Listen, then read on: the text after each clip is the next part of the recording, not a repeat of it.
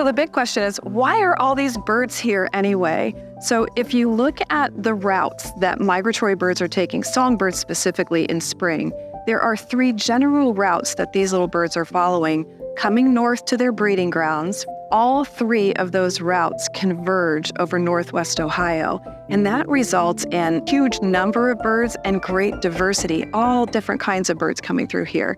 So these birds are coming north, they see the lake, they drop down into these areas of habitat to feast up on insects. So they've got the power to cross Lake Erie.